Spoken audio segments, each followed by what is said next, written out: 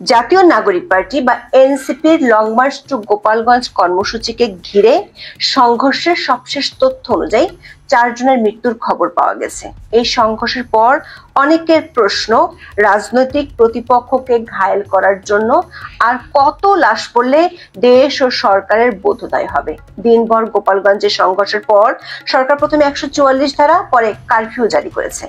স্থানীয় জনতা ঘেরার মুখে সমাবেশ শেষে গোপালগঞ্জ এসপি অফিসে অবরুদ্ধ হয়ে পড়েছিল এনসিপি নেতারা। পরে বহুবার এনসিপির গালমন্দ শোনা সেই সামরিক বাহিনী হয়েছে উদ্ধারকর্তা। দর্শক, সামাজিক মাধ্যম ও রাজনৈতিক বিশ্লেষক মহলে গোপালগঞ্জের এই সহিংসতার খবর নিয়ে ব্যাপক প্রতিক্রিয়া দেখা দিয়েছে। অনেকেই বেশ কিছু প্রশ্ন তুলেছেন, যেগুলোর দেশের স্থিতিশীলতার জন্য ভেবে দেখা দরকার। অনেকে মনে করছেন গোপালগঞ্জের কর্মসূচিকে কেন্দ্র করে উস্কানিমূলক বক্তব্য দিয়ে আগে থেকেই সংঘাতময় পরিস্থিতি তৈরি করেছে এনসিপি নেতারা। আবার আইন শৃঙ্খলা বাহিনীর সদস্যদের হাতে প্রাণ হারানোর ঘটনা বন্ধের যে দাবি গত 1 বছর ধরে করা হচ্ছে, সেখানে তাদের আবারও প্রাণঘাতী অস্ত্রের ব্যবহার কেন করতে হলো?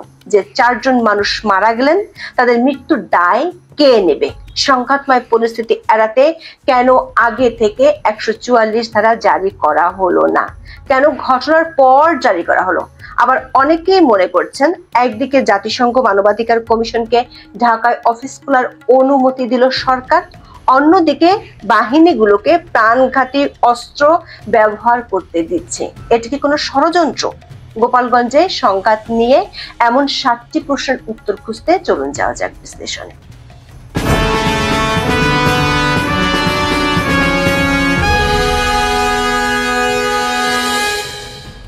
সরকারি কিংস পার্টি বলে পরিচিত জাতীয় নাগরিক পার্টি বা এনসিপির পদযাত্রা উত্তরাঞ্চল ঘুরে দক্ষিণাঞ্চলে গিয়ে ঠেকেছিল 16তম দিনে।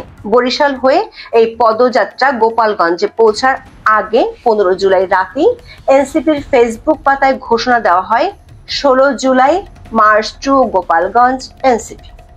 এতদিন যেটি ছিল পদযাত্রা কর্মসূচি, গোপালগঞ্জের জন্য সেটি হয়ে গেল লং মার্চ। তারপর থেকে গোপালগঞ্জে উত্তেজনার আঁচ পাওয়া যাচ্ছিল।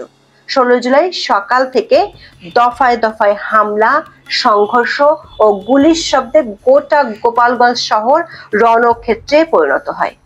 এক দফা সংঘর্ষের পর পুলিশ, সেনাবাহিনী ও র্যাবের 17টি গাড়ি এনসিপি নেতাদের প্রোটেকশন দিয়ে গোপালগঞ্জে সমাবেশ স্থলে নিয়ে যায়। সমাবেশে তারা ইনকিলাব জিন্দাবাদ, মুজিববাদ মুর্দাবাদ স্লোগান দিলেও গোপালগঞ্জবাসীর উদ্দেশ্যে শান্তির বার্তা দেন। সেই সঙ্গে গোপালগঞ্জকে মুজিববাদ মুক্ত করার ঘোষণা দেন তারা। সমাবেশ শেষে এনসিপির গাড়িবহর রওনা হওয়ার পরই পৌর পার্কে হামলা হয়। পরিস্থিতি নিয়ন্ত্রণে আনতে গুলি ও টিয়ার গ্যাস নিক্ষেপ করে আইন শৃঙ্খলা বাহিনীর সদস্যরা। বিবিসি বাংলা জানিয়েছে, ব্যাপক সংঘর্ষের মধ্যে পরিস্থিতি নিয়ন্ত্রণে কয়েক রাউন্ড ফাঁকা গুলিও ছোড়ে সেনাবাহিনী। এমন পরিস্থিতিতে গোপালগঞ্জের জেলা প্রশাসক মোহাম্মদ কামরুজ্জামান জেলায় 144 ধারা জারি করে সব ধরনের সভা সমাবেশ নিষিদ্ধ করেছেন বলে প্রথম আলো জানিয়েছে। তখন গোপালগঞ্জে এসপি অফিসে আটকে পড়েন এনসিপি নেতারা। পরে সামরিক সাজোয়া জানে করে গোপালগঞ্জ ছাড়তে হয় এনসিপি নেতাদের। সবশেষ খবর হলো, তারা গোপালগঞ্জ থেকে খুলনা সার্কিট হাউসে পৌঁছেছেন। বাংলাদেশের বেশিরভাগ গণমাধ্যমে এই হামলার জন্য কাউকে দায়ী করা হয়নি, তবে কিছু কিছু গণমাধ্যম বর্তমান অন্তর্বর্তী সরকার আমলে নিষিদ্ধ ঘোষিত ছাত্রলীগকে দায়ী করেছে। এদিকে বিকেল থেকে সামাজিক মাধ্যমে গোপালগঞ্জে মারা যাওয়ার খবর ছড়িয়ে পড়ে।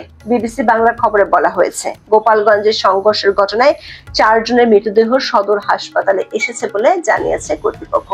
গোপালগঞ্জের 250 শয্যা জেনারেল হাসপাতালের তত্ত্বাবধায়ক ডাক্তার জীবতোষ বিশ্বাস বিবিসি বাংলাকে সন্ধ্যা 7:45টার দিকে জানান, এখন পর্যন্ত 4 জনের মৃতদেহ হাসপাতালে এসেছে। তাদের শরীরে আঘাতের চিহ্ন রয়েছে।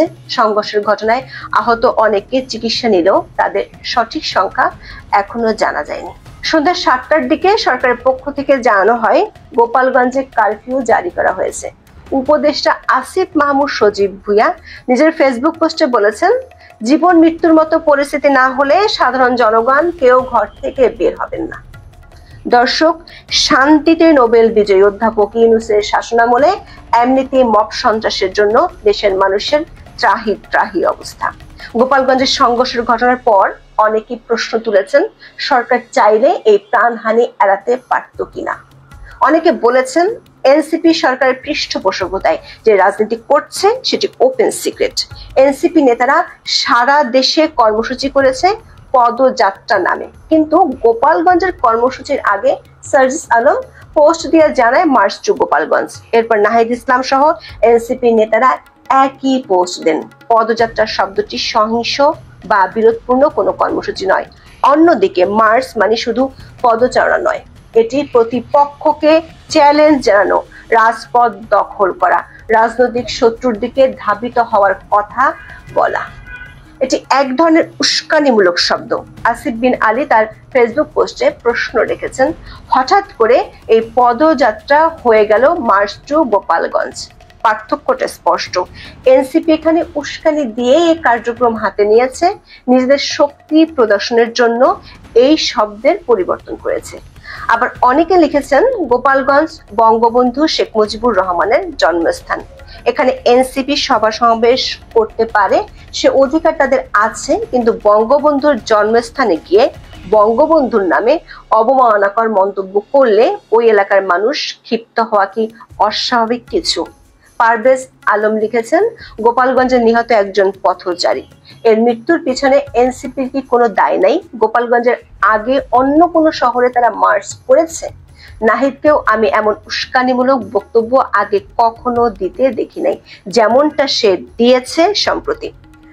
গতকাল থেকে এনসিপির বহু কর্মীকে উস্কানিমূলক বক্তব্য ও ছবি প্রচার করতে দেখা গেছে। 5 আগস্টের পর থেকে বিএনপি সহ অন্য রাজনৈতিক দলগুলো গোপালগঞ্জে স্বাভাবিক রাজনীতি করছে। জেলাটিতে বিএনপির একটি বিশাল তোরণও আছে, কেউ তো সেই তোরণ ভাঙ্গেনি। তাহলে এনসিপি কেন গোপালগঞ্জ নিয়ে উস্কানিমূলক বক্তব্য দিল, সে প্রশ্ন রেখেছেন অনেকে। গোপালগঞ্জের সহিংসতার ঘটনায় তৃতীয় যে প্রশ্নটি উঠে এসেছে সেটি হলো সরকারের দায়িত্ব জ্ঞানহীনতা। গত কয়েকদিন ধরে সংবাদ মাধ্যম ও সামাজিক মাধ্যমে ছড়িয়ে পড়েছিল গোপালগঞ্জে এনসিপি সমাবেশকে ঘিরে উত্তেজনা ছড়িয়ে পড়ছে এবং সেখানে অপ্রীতিকর ও সহিংস ঘটনা ঘটতে পারে। এমন পরিস্থিতি তৈরি হলে বর্তমান সরকারের আমলে অনেক জায়গায় আগে থেকেই 144 ধারা জারি করা হয়েছিল এবং সংশ্লিষ্ট পক্ষগুলোকে সেই কর্মসূচি পালন করতে দেয়নি। তাহলে সরকার কেন গোপালগঞ্জে এনসিপির কর্মসূচিকে ঘিরে 144 ধারা বা নিষেধাজ্ঞা জারি করেনি? সেক্ষেত্রে সরকার এনসিপির কর্মসূচির জন্য উল্টো আইন শৃঙ্খলা বাহিনীর 17টি গাড়ি বহর দিয়ে রেখেছিল। দেশের অন্য কোন রাজনৈতিক দলকে কি এমন নিরাপত্তা সরকার দেয়? সংঘর্ষের পর যে 144 ধারা জারি করা হলো, সেটি যদি আগে জারি করা হতো তাহলে কি 4টি মৃত্যুর দায় থেকে মুক্তি পাওয়া যেত না? কারফিউ জারির আগে 4টি লাশ কি সরকারের খুব দরকার ছিল? এমন প্রশ্ন তুলেছেন কেউ কেউ। এই কারফিউ কি আগে জারি করা যেত না?